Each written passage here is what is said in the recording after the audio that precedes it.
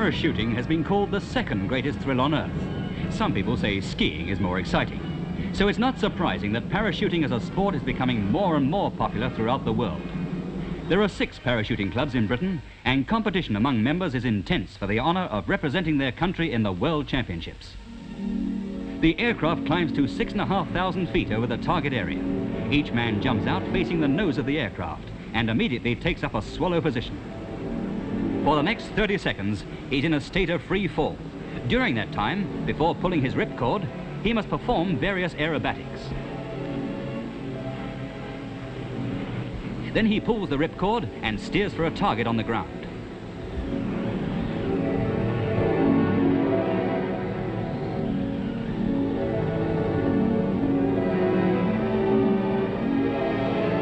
But parachuting can be an expensive hobby, so thousands of young men get their sport for free. They're members of the Parachute Brigade of the Territorial Army. All Army parachutists are trained by the Royal Air Force at Abingdon. Jack here is a part-time soldier. He doesn't exactly look like a red devil, does he? Doesn't he know they play harps up there? But a fortnight at Abingdon will soon sort him out, and he'll know for certain if he has what it takes. On their first parade, the men are divided into sections of about the same size and weight. Their instructor will be with them throughout the course. A parachute descent is in 3 parts: exit from the aircraft, flight, and landing. Here they learn flight control, how to avoid other parachutes in the air, how to get twists out of their rigging lines, how to steer.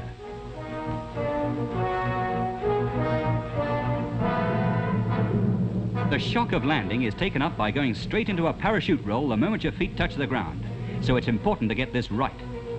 Exits are also important. First, indoors. Then, on the outdoor exit trainer.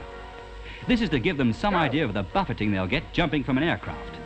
They must learn to hold themselves in a compact position so the slipstream can't catch a loose arm or leg and spin them around or somersault them through their rigging lines.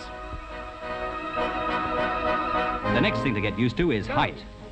This little horror is the fan exit trainer, 30 feet above the ground. It seems more like 300 to Jack. And to think he volunteered for this. Oh, to be on terra firma. More firmer and less terror.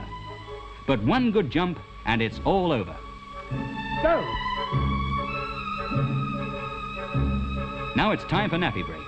From now on, as the jumps get higher, the stories grow taller and taller. But there's always something new to cut you down to size again. This time, it's the tower. 60 feet up, or 60 feet down, whichever way you look at it.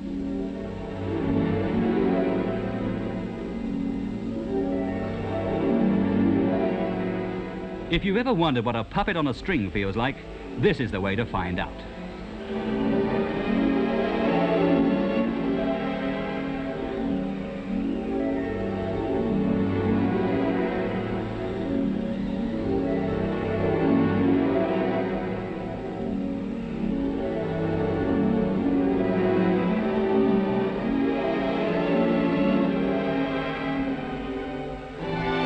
Jack never imagined he'd be so glad to hit the ground.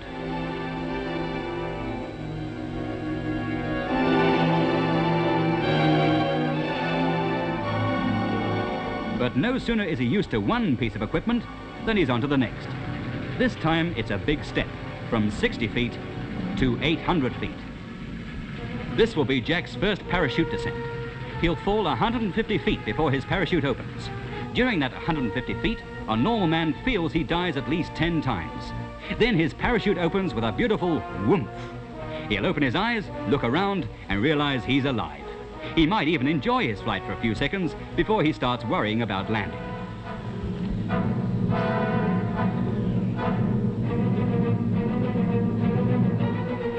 A clumsy landing.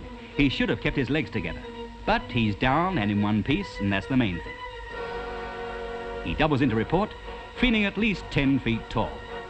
But he's soon back to his normal 5 foot 7 inches, or maybe a little bit shorter, as he draws a parachute for a big aircraft drop. Fitting parachutes is a job that is never hurried. When they're fitting comfortably and the reserve chute has been clipped on too, every man is inspected.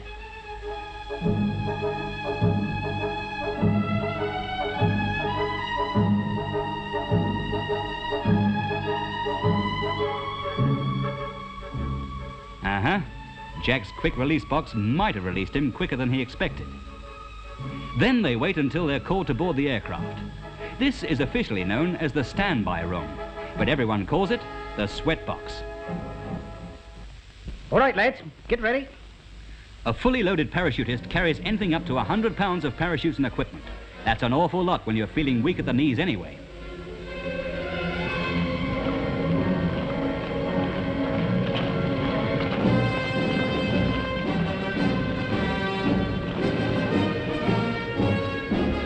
"40 men climb into the body of the Beverly aircraft. Another 20 climb up into the boom. The engines are already warmed up and running, and no time is wasted before takeoff. This is a tactical discipline, and not because someone might change his mind.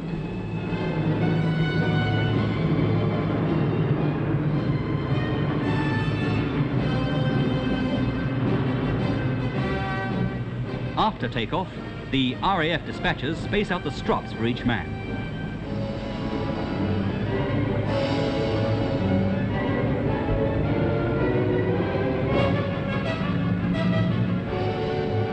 The pilot heads for the dropping zone. It's easy to guess what the Padre's doing, and he's not the only one.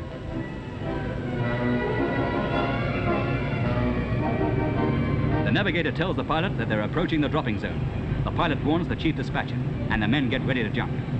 Each man clips the static line from his parachute to his strop, so that after he's left the aircraft, his parachute will open automatically. What if it doesn't? Well, they always do. But if anything should go wrong, he can pull his reserve. 10's okay. He checks his own equipment and the man's in front. Then the stick of men is ready to jump. Red light. Stand in the door.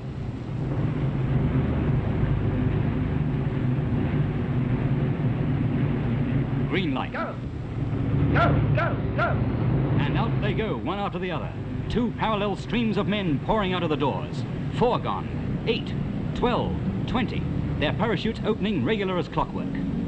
The strops and static lines with the bags from the parachutes flap in the slipstream just behind the aircraft.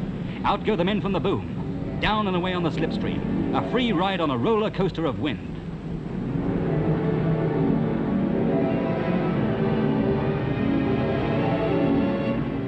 "60 men in the air at once, taking a 45-second shortcut from an aircraft to a landing field, or into battle."